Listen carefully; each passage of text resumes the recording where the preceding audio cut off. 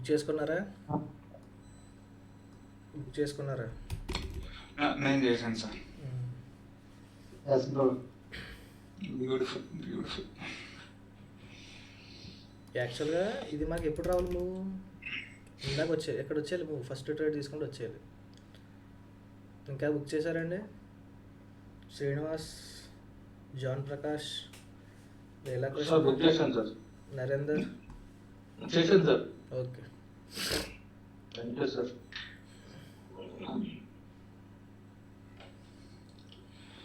Thank you sir, మంచి correction ఇచ్చారు.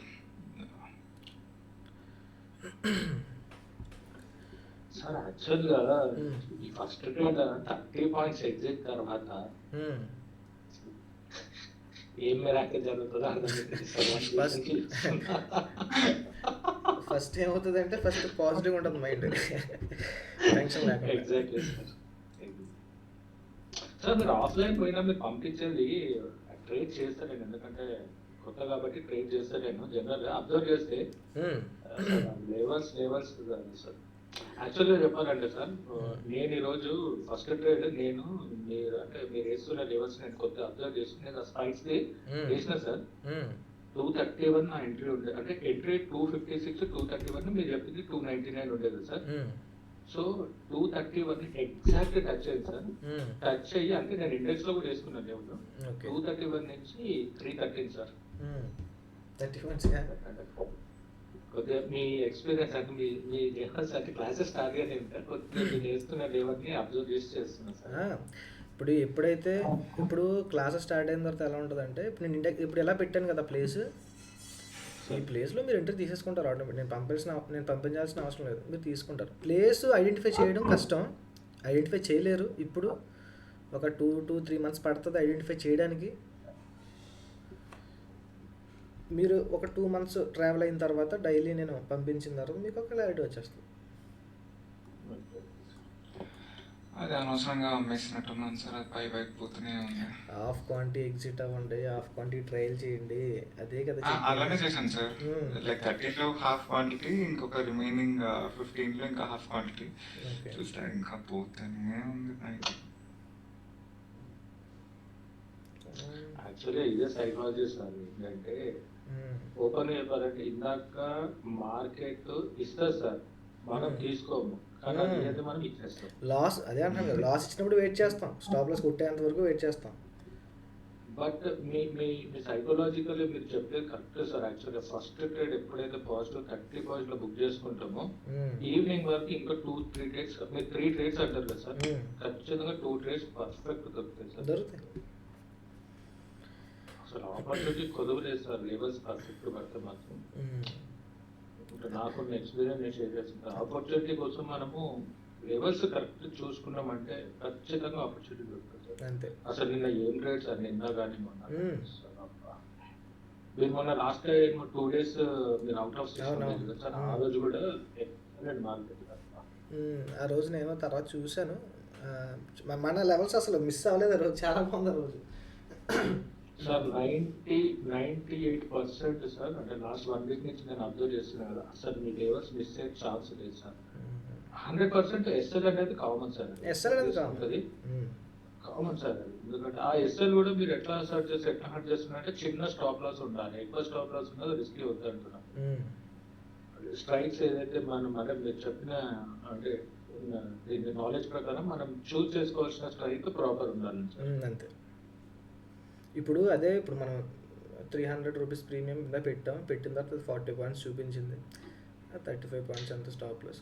Strike మార్చుకున్న తర్వాత కూడా 35 పాయింట్స్ చూపించింది, కానీ మనకి క్యాండిల్స్ ఫామ్ అయిన తర్వాత మాత్రం 20 పాయింట్స్కి వచ్చేసింది స్టాప్ లాస్. మీరు కూడా క్యాలిక్యులేట్ చేసుకోండి, ట్రేడ్ పెట్టేసిన తర్వాత నేను స్టాప్ లాస్ మాత్రం క్యాలిక్యులేట్ చేసుకోండి. ఇచ్చాను కదా అని చెప్పి తీసేసుకోవద్దు. అది 25 పాయింట్స్ ఉంటే చేసేయచ్చు. 25 పాయింట్స్ దాటింది అనుకోండి, చేయాల్సిన అవసరం లేదు, ఎందుకంటే అయిపోతుంది కదా మార్కెట్. ఆ ట్రేడ్ తోటి వస్తుంది, నెక్స్ట్ ట్రేడ్ వస్తుంది. కానీ ఏమవుతుంది, మీరు రిస్క్ అయిపోతుంది. 35 పాయింట్స్ 40 పాయింట్స్ మీ ఒక స్టాప్ లాస్ రిస్క్ అయిపోతుంది. తర్వాత మీ రిస్క్ లిమిట్ అయిపోయిన తర్వాత ట్రేడ్ చేయలేరు భయంతో. సార్ ఇప్పుడు ఇంకొక పాయింట్ ఉంది సార్. ఇప్పుడు మనము సెన్సెక్స్ లో ట్రేడ్ చేస్తున్నాం కదా సార్ Hmm. జనరల్ గా. Hmm. లైక్ ఇందులో వాలిటాలిటీ కొద్దిగా ఎక్కువ ఉంటుంది కదా సార్ దాని compare to Nifty. Hmm. So మనం రేపు అంటే ఆఫ్టర్ కోర్స్ తర్వాత నిఫ్టీది ప్లాన్ చేసుకుంటే కొంచెం సేఫ్ ఉంటుందని నేను అనుకుంటున్నాను నా పర్సనల్. ఎనీ ఇండెక్స్ నేను చెప్పిన తర్వాత మీరు ఎనీ ఇండెక్స్లో ప్లాన్ చేసుకోండి. అదైతే మీకు 1 పాయింట్స్ దొరుకుతుంది stop loss Nifty 3 to 5 points. Okay okay కానీ మీరు ఈ 30 పాయింట్స్ టకటక పడుతుంటేనే వెయిట్ చేయలేకపోతున్నారు. అందులో ఎలా వెయిట్ చేస్తారు? ఆ 10 పాయింట్స్ ఇవ్వడానికి చంపుతుంది అది స్లోగా.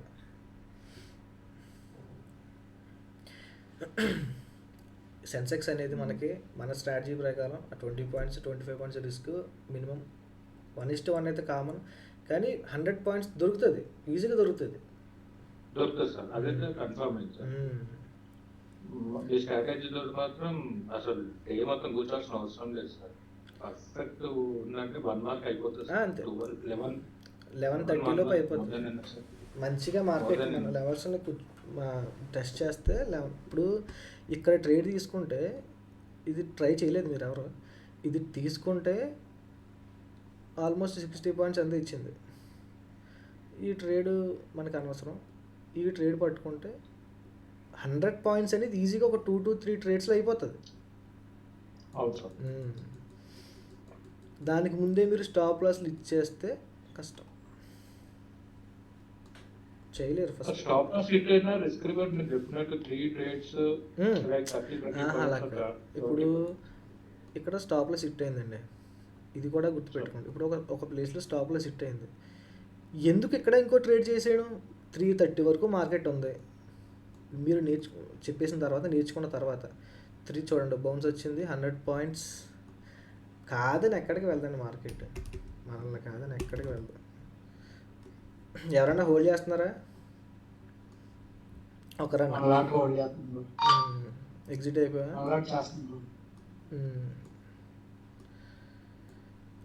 చూడండి ఒక ప్లేస్లో మనకి ఒక స్టాప్ లాస్ హిట్ అయింది అనుకోండి, ఏం చెప్పాను? వెంటనే అదే టైం ఫ్రేమ్లో తీసుకోవద్దు. ఒకవేళ ఆపర్చునిటీ ఉంది వెళ్తుంది అనుకుంటే మాత్రం టైం ఫ్రేమ్ పెంచుకోవాలి. ఎందుకంటే మనం తీసుకున్న చిన్న టైం ఫ్రేమ్లో స్టాప్ లాస్ కొట్టేసిందంటే అది ఇంట్రెస్టెడ్గా లేదు అని. ఒకవేళ నిజంగానే ఇంట్రెస్టెడ్గా ఉంటే అది హయ్యర్ టైం ఫ్రేమ్లో మాకు ఎంట్రీ ఇస్తుంది. లేదు అనుకోండి అది వెళ్ళిపోతుంది పైకి ఆపర్చునిటీ ఇవ్వకుండా. రెండోది ఏంటంటే ఒక ప్లేస్లో స్టాప్ లాస్ హిట్ అయితే 3:30 వరకు మార్కెట్ ఉంది కాబట్టి మీరు ఇంకా లర్నింగ్ స్టేజ్లో ఉన్నారు కాబట్టి నేను చెప్పిన స్ట్రాటజీ దీన్ని వేరే చోట అప్లై చేయండి. ఒక 3 ట్రేడ్స్ కింద డివైడ్ చేసుకొని, ఓకేనా? అప్పుడు మార్కెట్ అంతా అర్థమవుతుంది మీకు. మీరు 3 ట్రేడ్స్ ఎక్కడే స్టాప్ లాస్లో కొట్టించుకున్నారు అనుకోండి ఒకే చోట, ఈ మార్కెట్ అంతా వదిలేస్తారు మీరు, ఇంట్రెస్ట్ ఉండదు. లిమిట్ అయిపోయింది కదా చేద్దామన్న ఆ టైం. ఇంకోటి ఏంటంటే ఎప్పుడైతే మీ లాస్ లిమిట్ అయిపోయిందో లేదా లాస్ అయ్యారో మీ మైండ్ పనిచేయదండి సరిగ్గా. ఆ ఫ్రస్ట్రేషన్లో పిచ్చి పిచ్చి ట్రేడ్స్ అన్ని కొడతారు. అక్కడ అవసరం లేకుండా ట్రేడ్ తీసుకుంటారు.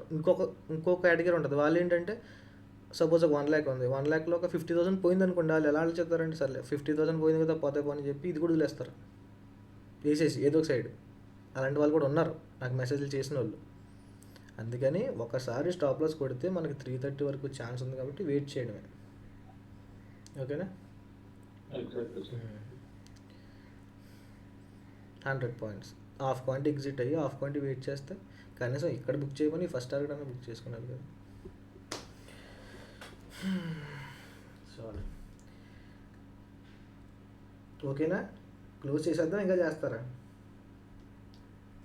అది స్లోగా ర్యాలీ జరుగుద్దండి. స్లోగా ఎంతవరకు వస్తుంది, ఎంతవరకు వచ్చిన తర్వాత డెసిషన్ తీసుకుంటుంది. అయిపోయిందా మీ గోల్? అయిపోయిందా? డైలీ గోల్ అవ్వలేదు ఇంకా? అందరిది, మీది కూడా. ఓకే, ట్రేడ్ చేయని వాళ్ళు ఎవరైనా ఉన్నారండి? శ్రీనివాస్ చేశారు లేదా? జాన్ ప్రకాష్, లీలాకృష్ణ,